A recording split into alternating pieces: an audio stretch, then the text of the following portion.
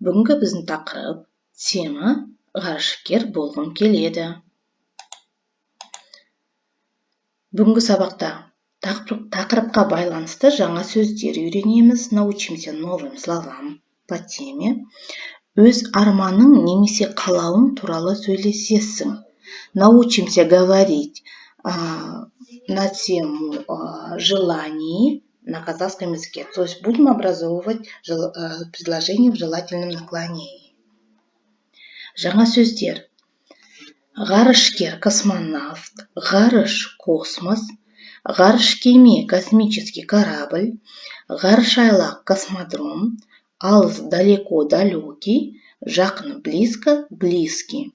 Ребята, обратите внимание, что все эти слова образованы от слова ғарыш, то есть это однокоренные слова. Ғарыш, ғарышкер, ғарышкеме и ғарышайлақ, космодром. Жаңа сөздерді сөздік дәптерлеріне жазып алыңдар және жаттап алыңдар. Енді осы жаңа сөздермен с новыми словами жаттығайық. Давайте потренируемся. Ғарыш, ғарышкеме, ғарышайлақ, ғарышкер. Надеюсь, вы запомнили эти слова. Ғарыш, космос, ғарышкеме, космический корабль, ғарышайлақ, космодром и ғарышкер, космонавт. Бірінші сөйлем, первое предложение, бірінші сөйлем. Ғарышкемеге отырады, садится, ғарышкемеге. Кто садится ғарышкемеге? Конечно же, вариант будет у нас ғарышкер. Екінші. Ғарышайлақтан ұшты, глагол ұшты, полетел. Ғарышайлақтан ұшты. Что может ғарышайлақтан полететь? Выбирайте правильный вариант слова. Үшінші сөйлем. Әлемі сондай ғажап. Такой прекрасный мир. Мир где такой прекрасный? Выбирайте правильный вариант ответа. Төртінші сөйлем. Жүр, пошли. Байқоңырға барайық. Пойдем на Байконур.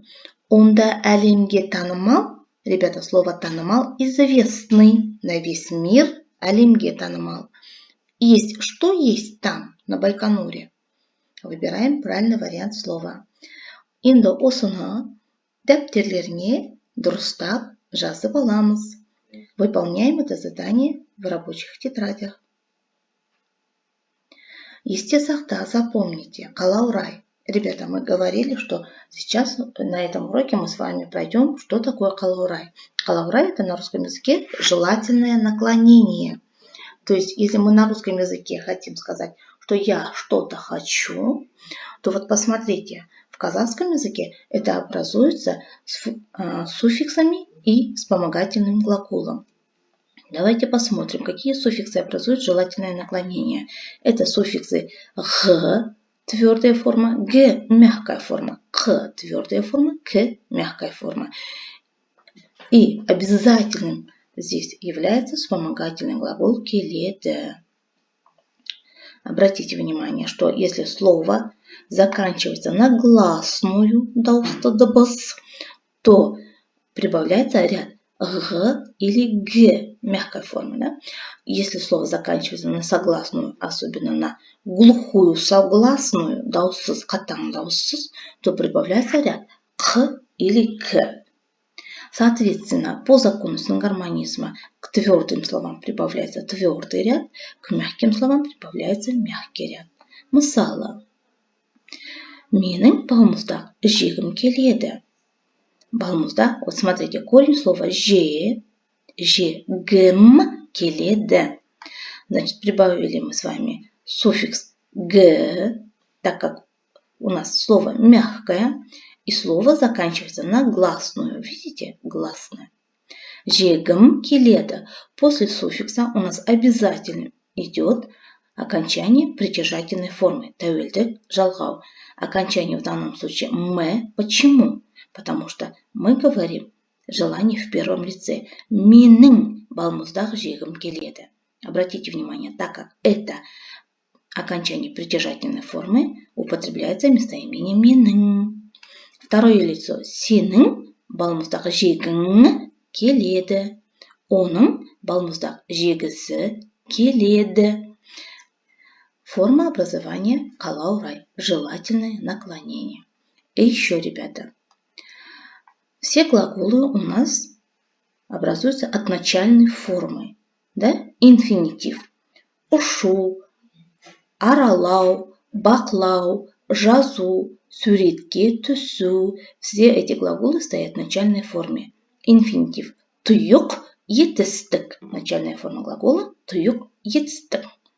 И когда мы образовываем другие формы глагола, в частности, в данном случае қалау-рай, то у нас что?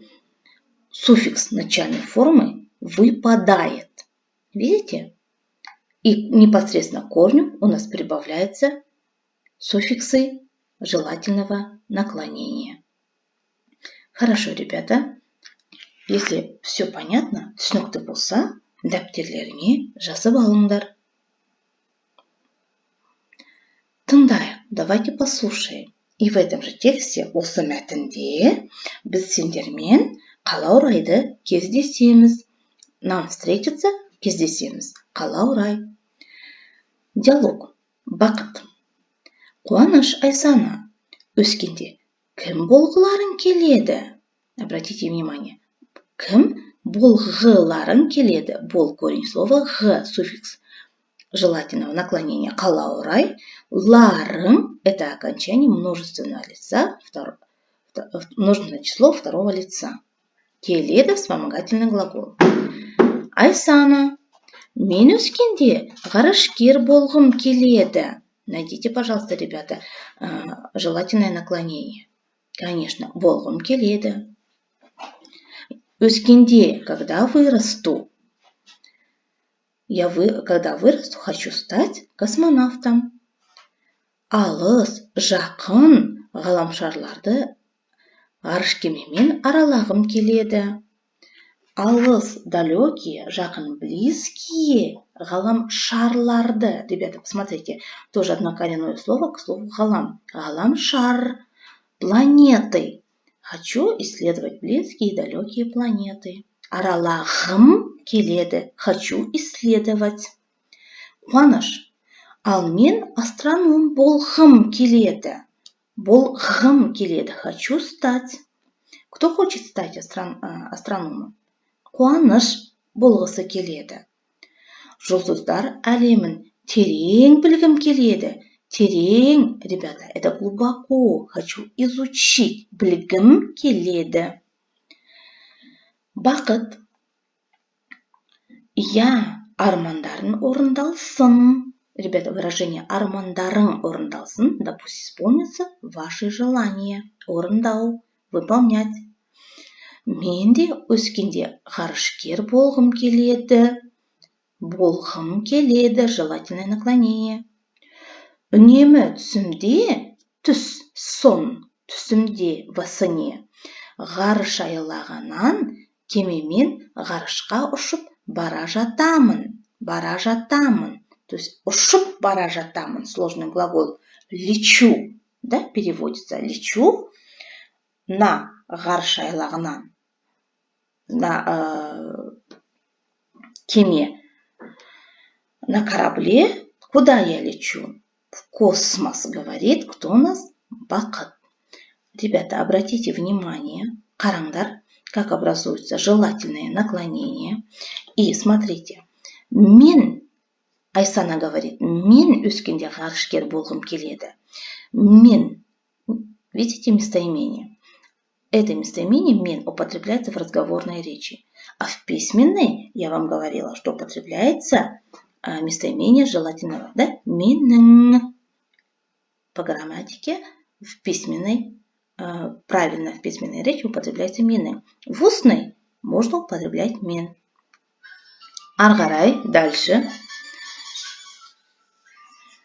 Тексерейік. Тексерейік.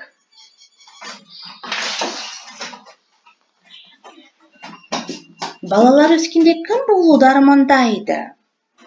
Балалар өскенде кім болуды армандайды? армандайды, мечтают. Кім болуды? Кем хотят стать, да? Давайте ответим на этот вопрос. А как же мы на этот вопрос ответим? Правильно, вместо кім подставляем ответное слово. Ребята, скажите, балалар, на бақыт кім болғысы келеді? Кім болуды армандайды бақыт? Айсана кім болуды армандайды? Және қуаныш кім болуды армандайды? Әрине, бақыт өскенде. Смотрите, вопрос и ответ. Бақыт өскенде ғарышкер болуды армандайды. Айсана да өскенде ғарышкер болуды армандайды.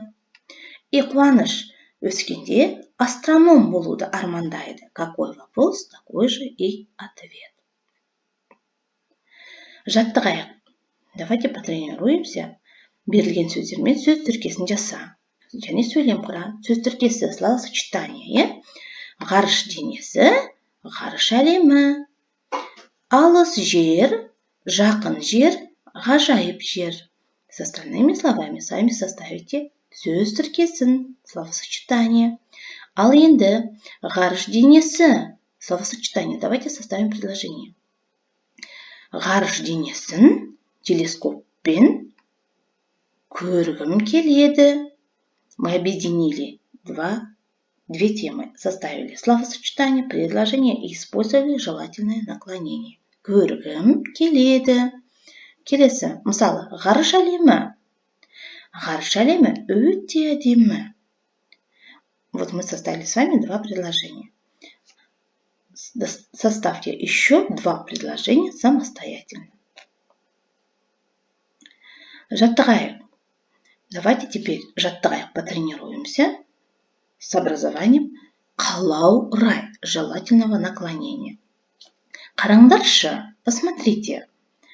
Все глаголы в скобке даны в начальной форме. Тұйық етістік. Тұйық етістік. Вы должны образовать желательное наклонение. Мысалы, мен ғарыш кемесімен ұшу. Убираем суффикс начальной формы глагола. Тұйық етістік жұрнағын алып тастаймыз. Және оның орнына қалаурайды қоямыз. Мен ғарыш кемесімен ұшқым келеді. Я хочу полететь на космическом корабле. Ребята, если все понятно, выполняем задание. Балалар, барлығы түсінікті болса, осы тапсырмаларды орындаймыз, жаңа сөздерді жаттап аламыз. Қалаурайды есімізге сақтаймыз. Запоминаем, что такое желательное наклонение.